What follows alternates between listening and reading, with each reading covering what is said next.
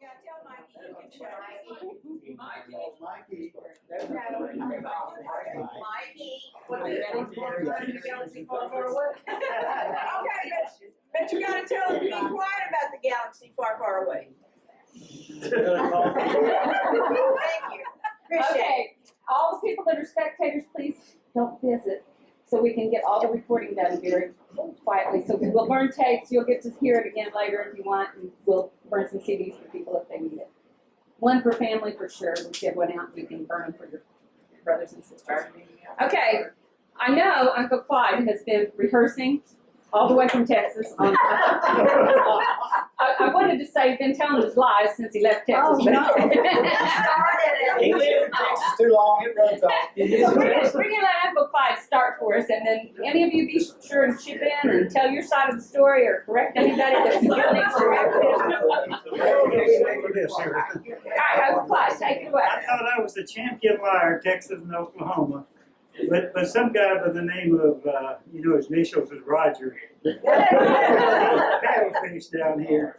And I said, you just can't top these Okies no matter what you try down here. Who could have told you that?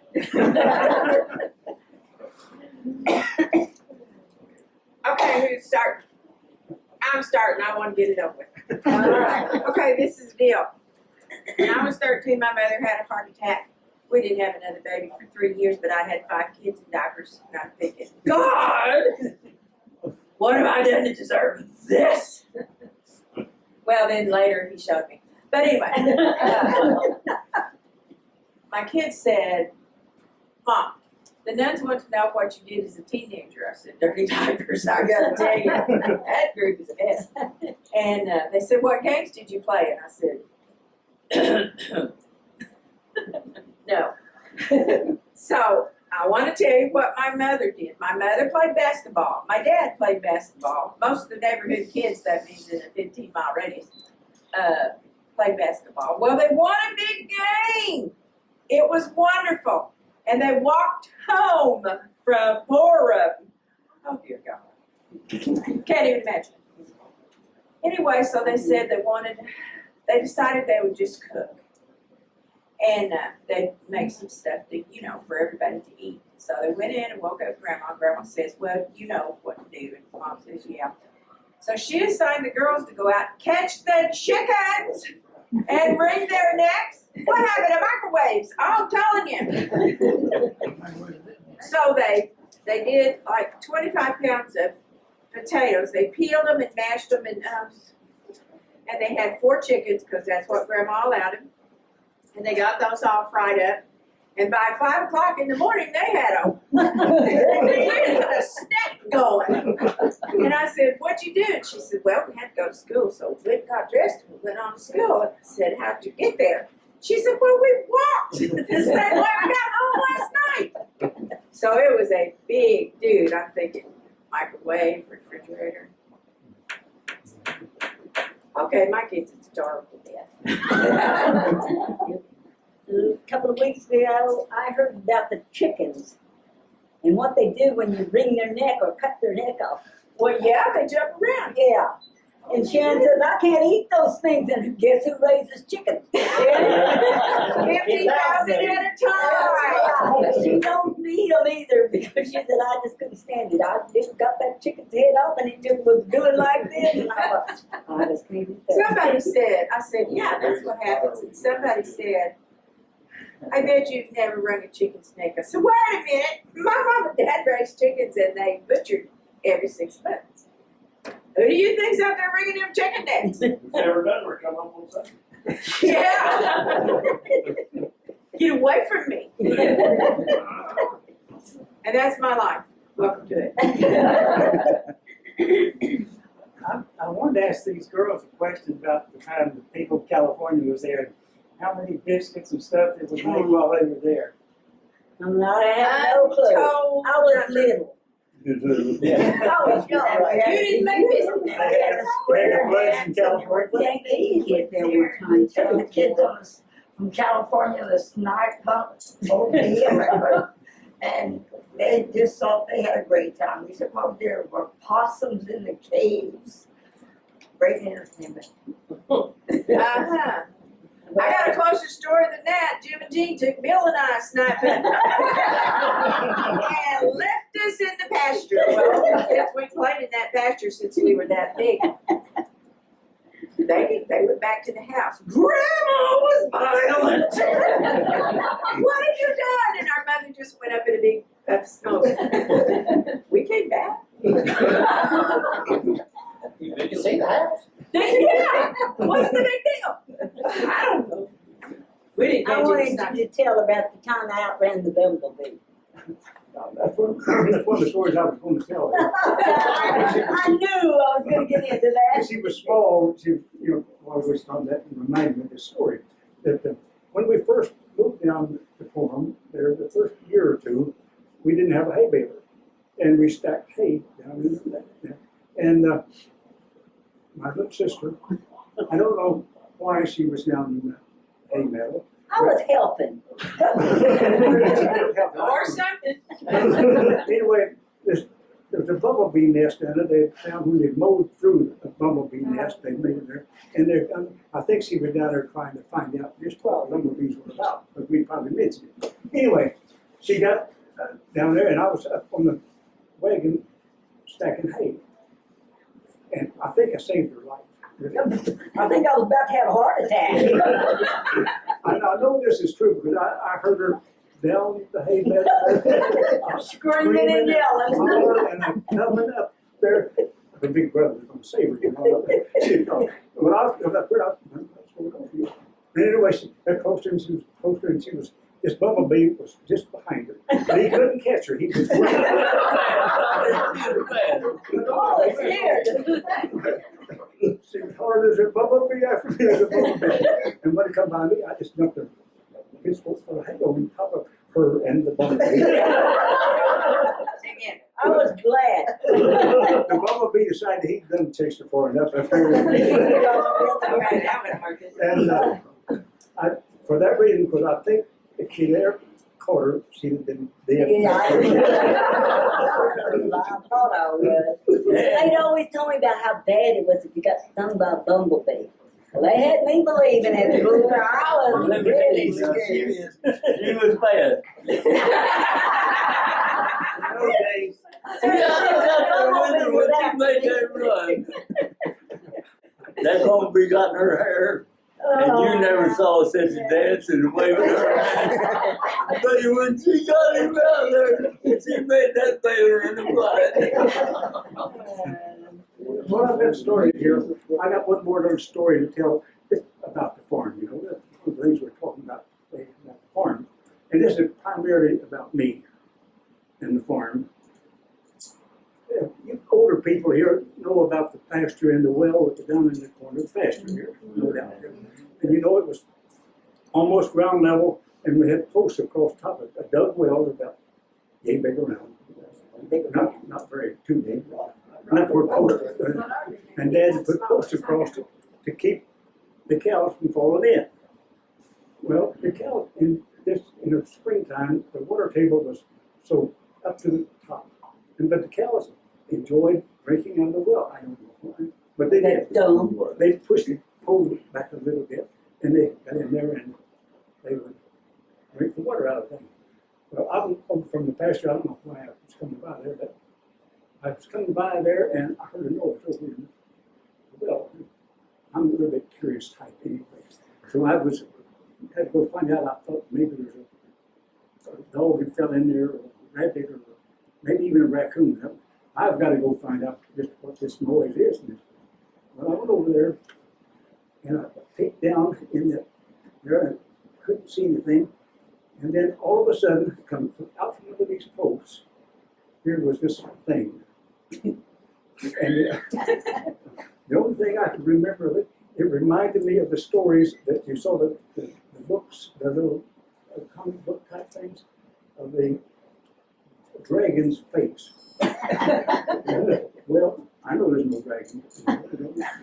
But out of this post here, all I saw was these two nostrils coming out there, blowing water vapor, and two big eyes and ears into the corners of it. Well, I kind of backed off. But 50 yards. But you know, I think, what did I really see coming up from those posts? I'm not about to go up and tell Leonard. There's a dragon down there. He's stupid, that's it. No. Anyway, I could think about it. Something's familiar about this here. I don't know what it is, but it's something. I think about it. And I didn't go but about 100 yards before I got slowed down enough to stop. I said, I got to go back and see just what it is. I went back and I was peeking in there, underneath this thing here. And this thing was grunting and groaning and blowing just water vapor out. It's a cow. I know that cow. I see it every day. I come charging off in up to the house and hollering, there's a cow in the well, there's a cow in the well. And everybody come down and we pulled the cow out of the well and loaded it off there to kind of wobbling it, almost drowned it. But you know, your imagination can get through you. It did in this case. You know. And that's my story about the dragon. You had that good imagination. How do you get the cow out of the well? Yeah, had the cow out of the well. Put ropes on We it. just put rope on her and pulled her. We got to hold the front legs and pull it around out. It wasn't a great big cow. It was a yearling, I guess. I wasn't too big. But it had me shook up. Yeah, you know how I felt about the bumblebee. I'll let somebody else talk now.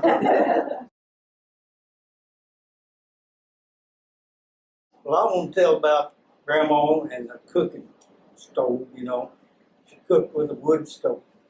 And at our house, I don't know whether a lot of these people haven't even seen the wood stove, but we had a heater stove and we had heater wood for the heater stove, and we had cooked stove wood with short pieces split or just round deals like that there. We always had a pile of logs out there on the wood pile that we called it, and we cut these limbs up and things to make stove wood out of it. This Mom could gauge the temperature of the fire to bake bread, which she baked about 20 loaves every other day. And then in that there wood stove, when she regulated the heat, putting another piece of wood on the fire. Well, she could do a real good job of that there 2 o'clock in the morning. And so, but the main thing that I remember about stove wood was that back before they got this here meat tenderizer, MSSU, or whatever it is, but anyway, before that, Ma had a meat tenderizer, and that was a piece of that there. She beat your rear and it really tenderized. Multi-purpose too. Because I got a lot of that too. I was a good one. I didn't get it. Carl always got in trouble. Walking off through. Here we'd play along for hours, and who got whipping? Carl would get on. Mama You knew how to use that stove wood too. you're the oldest, that's what you tell Carl. You gotta keep them in line like he could keep me in line. He never got as many beatings as A lot of them, and it was all mine. But I'm assuming this was before cattle prods. yeah, way before them. Before the It was before, Yeah. yeah, that's what I was Before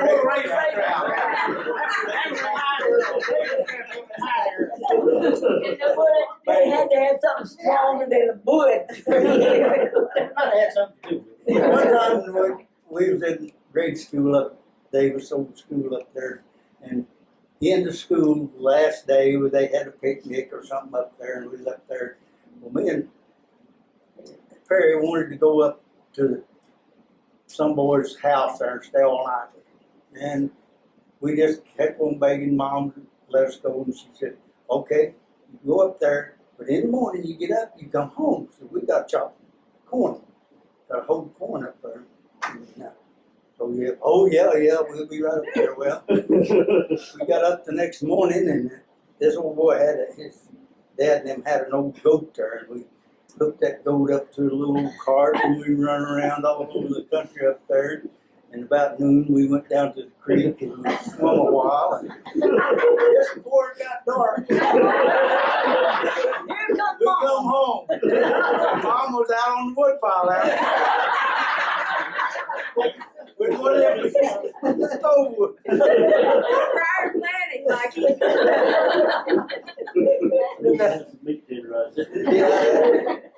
Yeah, we got that meat dinner out of the lot. I remember the last time that Mom gave me a whipping, you know. Most time I just cried, she'd just stay on. Yeah. And she patted me, I got over it, I just turned around and laughed. She said, I'm not gonna whip you again. She done us sound like that back when we were planting potatoes, supposed to be out there planting potatoes. Dad was laying off the rows there, and we was out there throwing clods in it. Mom comes out, why'd you got them potatoes? Well, we don't know how to plant potatoes. We'd seen them put them in there, but we didn't know how far to put them in the. Boy, she get out there and she was giving us whipping, we were just laughing at her. About 16, 17. Oh, about that I. She thought she was meaner than you. I ain't gonna whip you no more. Okay, they said, all right, boy, I'm glad to hear that. Well, I'll tell you, he got even with Mom one time when we was up on the hill there and we found those little snakes. Yeah. There was only about 3 of them. They wasn't very long. They wasn't about so long. They were just little murder snakes type thing. And brought them home and asked Mom, says, just close your eyes and open your hands.